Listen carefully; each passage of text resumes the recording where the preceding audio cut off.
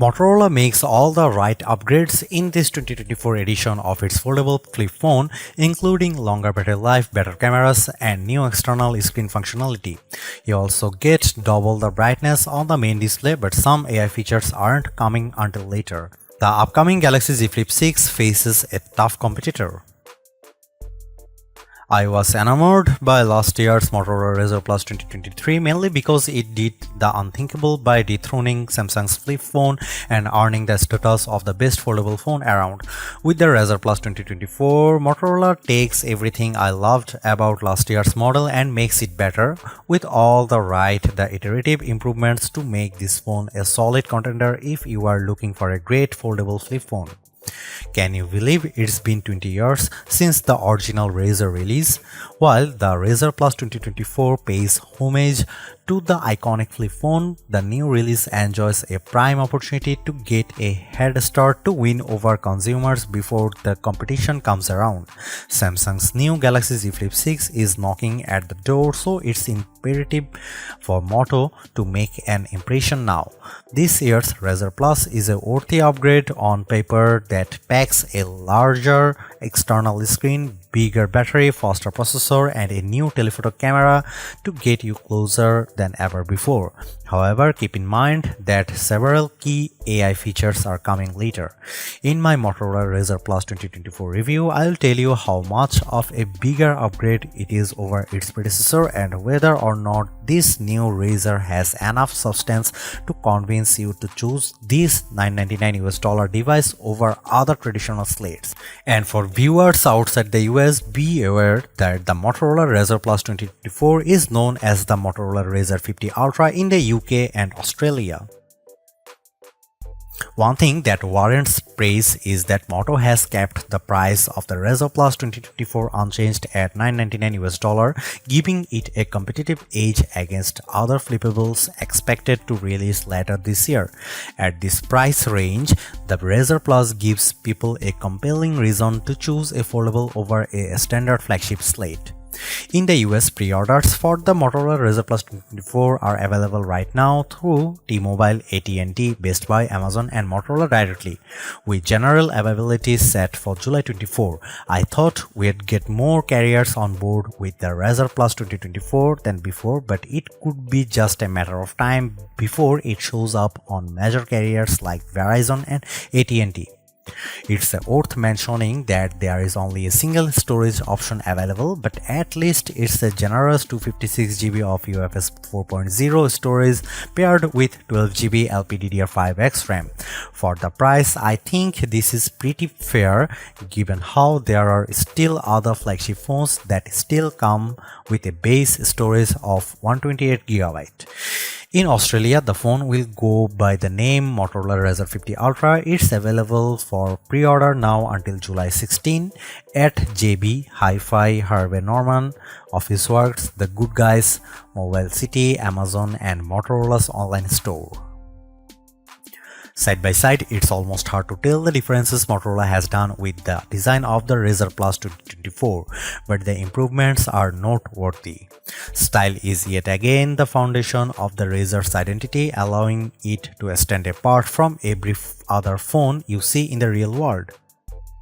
I really love how gentle the Razr Plus feels thanks to its contoured edges, the grippy feel of its soft vegan leather, and all of the striking colors it's available in.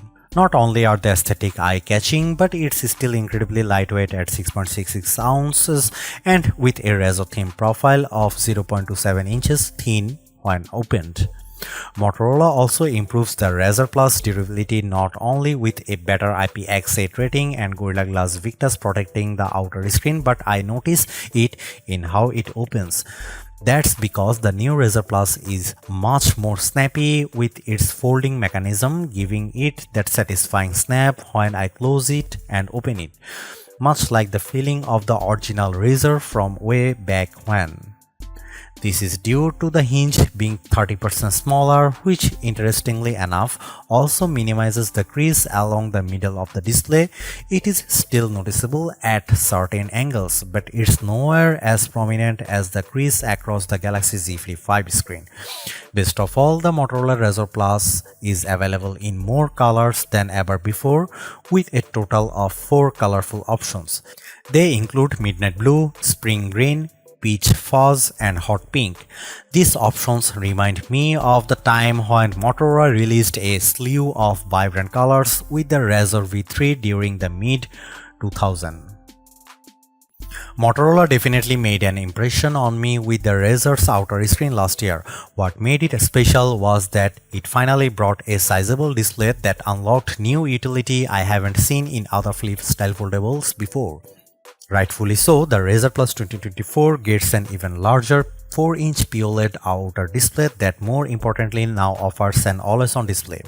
You can even customize the screen to mimic the iPhone's standby mode with different images and backgrounds when the Razr's set to a tent position. While it's lighter on the customizations, it's the small improvements like this that help to differentiate the Razr Plus. Similar to before, there is a number of widgets to choose from with the outer screen, with the ability to punch the screen to see all the panels at once. And of course, I like that I can still run full apps natively, unlike the Galaxy Z Flip 5. Thanks to the larger screen, the Razr Plus 2024 is even more suitable for capturing selfies with the better main camera, along with being able to see more details in all the apps I use. Beyond that, the extra real estate also makes typing a bit easier than before. Opening up the phone reveals its 6.9-inch Full HD Plus POLED display. Out of the box, the colors look a bit more muted than I'd like, so I recommend switching the display setting to Vivid for better color saturation. There is still a protective screen cover over the display, but now it extends all the way to the edges to make things look more discreet. I played a couple of YouTube videos indoors without any issues, but it can still be challenging to make out details on the screen outside when it sounds super bright. In our Geekbench testing, the screen reaches a peak brightness of 2158 nits. That's short of Motorola's claim of 3000 nits, but it's big improvement over the 1084 nits that the 2023 Razr Plus reached. The Razr Plus 2024 also features a display refresh rate up to 165Hz, which gives all the navigational animations of the interface an extra smooth look. However, it's a dynamic refresh rate that will adjust depending on what I am doing on the phone. While this helps to optimize the battery, I wish there was an option to lock onto that 165Hz refresh rate at all times. I have been asking for telephoto cameras in more flip phones, and while the Razr Plus 2024 makes this a reality, it requires a compromise. On one hand, I am stoked that the main camera has been upgraded to a beefier 50MP sensor, but Motorola ditches the ultra-wide camera in favor of a 50MP telephoto camera with 2x optical zoom. So what's the big deal? Well, I really found the ultra-wide camera of last year's Razr Plus handy for blogging and self-recording because of its wider field of view, and its omission to noticeable because the main camera's field of view is narrow. As a result, only my upper torso is visible when I'm vlogging, and it's nowhere as good when it comes to getting another person in the shot with me. I think omitting the ultra-wide camera is a missed opportunity because the Razr Plus 2024 would have made for a more compelling arrangement if Moto kept it and leveraged pixel binding with the main camera to deliver a 2x optical quality zoom. In theory, it would deliver the same package as the triple camera system we get in many flagship phones. Despite that, the camera app gets its share of changes as well, including a new camcorder that can shoot vertical or horizontal videos while in this mode. Another change pertains to photo booth, which now works on both the internal and external cameras. Here are some camera samples of Motorola Razr Plus 2024.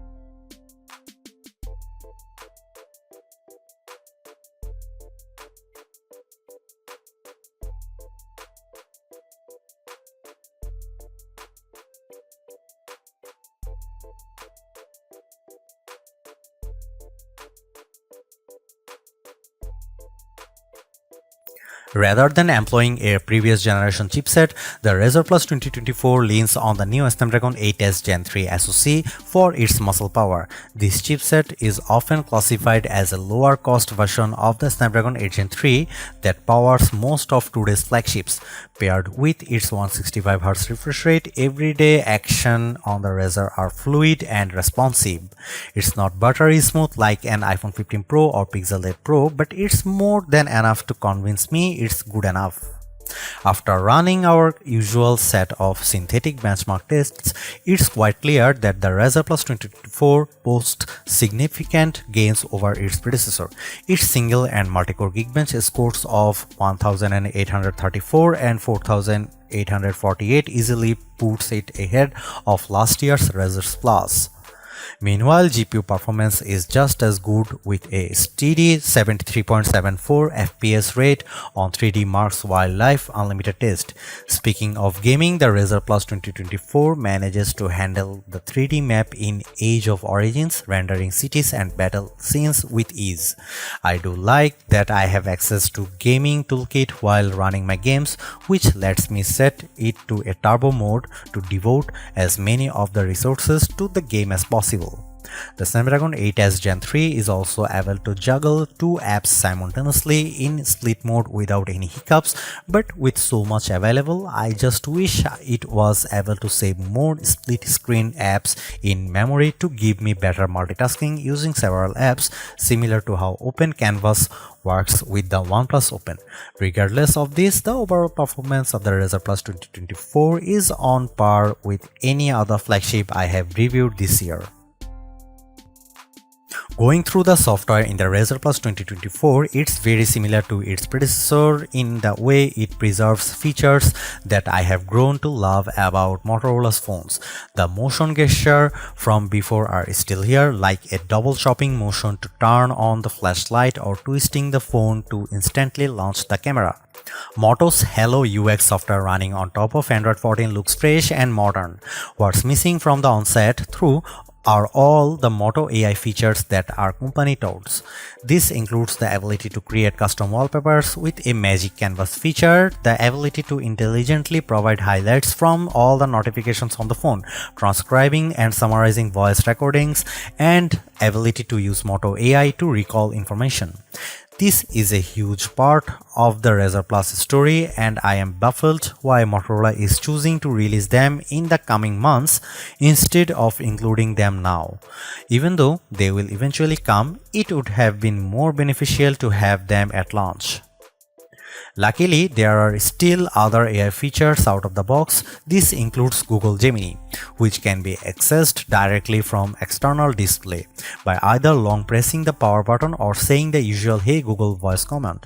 Gemini on the Razr Plus works just like on other phones to give me travel tips and recommendations, but it's made better here because you get 3 months of Gemini Advanced at no additional cost for handling several instructions in one sentence. This also includes 2 TB of cloud storage. Another area where the Razr Plus 2024 falls short in my opinion is enhancing the overall software experience. I already mentioned all the hand gestures the Razr offers and its ability to load some apps side by side to one another, but I wish more apps supported the phone's flex mode. That mode works flawlessly in the camera and YouTube apps, where it lays out the apps accordingly to make use of the two halves of the foldable display. However, nothing happens in other apps like Gmail or Google Photos. The reason why I am pointing this out because I find flex mode convenient for those times when I just want to go hands-free and let the phone sit upright on its own. And finally, Motorola's software support is a bit lax compared to everyone else, with 3 years of major Android updates and 4 years of security updates. That's far from the more generous 7 years of support that Google has with its current generation of Pixel 8 phones. Even though I wish the phone was launching with its suite of Moto AI features, I still think that the Motorola Razr Plus 2024 is in a good position because of all the iterative improvements found throughout. It maintains the same stylish looks that has made the Razr one of the most attractive foldable phones around, while adding a bigger outer screen, much longer battery life, faster charging, and camera performance improvements. What I like even more is the fact that the Razr Plus price remains unchanged at $999 US, which should give Samsung and everyone else something to worry about. The only disappointment I have is Motorola choosing to ditch the ultra-wide camera in favor of a dedicated telephoto lens, more so when the main camera's full resolution snapshots rival the quality of the optical zoom lens. Apart from that, the Razr Plus 2024 is a delightful flip foldable that's worth a look without much compromise in its package.